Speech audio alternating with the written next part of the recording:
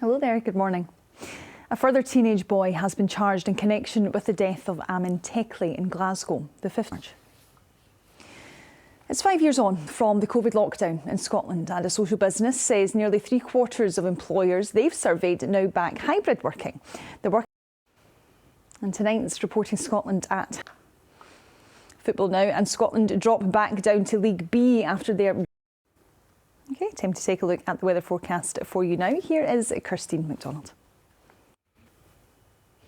And that's all from us for the moment, but I'll see you again in around half an hour. Bye for now. Hello there, good morning. A further teenage boy has been charged in connection with the death of Amin Tekli in Glasgow, the 15-year-old in charge. It's 5 years on from the COVID lockdown in Scotland, and a social business says nearly 3/4 of employers they've surveyed now back hybrid working. The working from home. And tonight's Reporting Scotland at 6:30 will... OK, well, in other news this morning, a petition has been launched to ask Argyll and Bute Council to reconsider its decision to build a new school campus for 2 to 18-year-olds in Tobermory. A community survey found that the majority of islanders. OK, time to get the weather forecast for you now. So good morning, Kirstine. Good. OK, Kirstine, thank you very much for all of that. And that's all from us for the moment, but we will be back with another update for you in around half an hour. So I do hope you can join us for that. Bye-bye. Hello there, good morning. A further teenage boy has been charged in connection with the death of Amin Tekli in Glasgow, the 15-year-old. It's 5 years on from the COVID lockdown in Scotland, and a social business says nearly 3/4 of employers they've surveyed now back hybrid working. And that's all from us for the moment, but I'll have the last of your morning headlines right here at around 9:10. See you then, bye-bye. Hello there, good morning. A further teenage boy has been charged in connection with the death of Amin Tekli in Glasgow, the 15-year-old.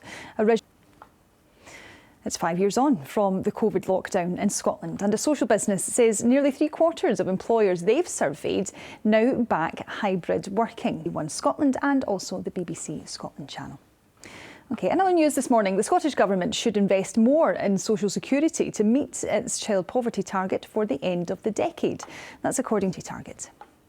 And lastly, The Traitors and Doctor Who star Alan Cumming is to host this year's BAFTAs. OK, time for the weather now. Morning, Kirsty. Good morning. Thank you, Kirsty. And that's all from us this morning. Bye-bye.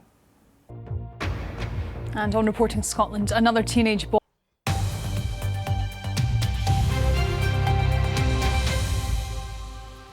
Hello there, good afternoon.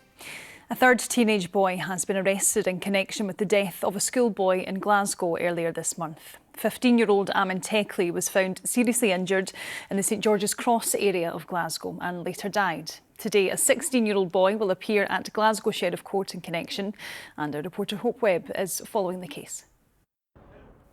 Hope Webb reporting there. Detectives in Edinburgh say they're using every tool and tactic as they investigate an ongoing feud between crime gangs in the city. Last week, there were 2 separate cases of shots being fired, and police believe a suspicious fire yesterday could also be linked. Stephen Godden has more. The family of a black man who died in police custody 9 years ago have settled their damages action against Police Scotland.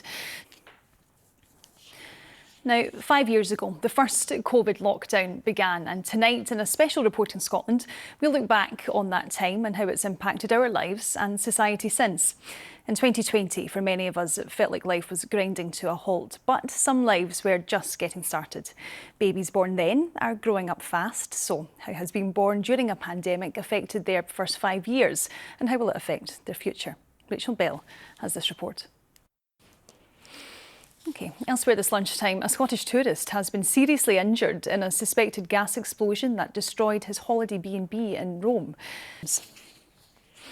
On to football now, and Scotland head coach Steve Clarke hopes his side's 3-0 home defeat to Greece was a one-off as he begins to target a place at next year's World Cup. Let's take a look at the weather now. Good afternoon, Judith. Hello, and a very good afternoon. I'll take it too. Thank you very much for that, Judith.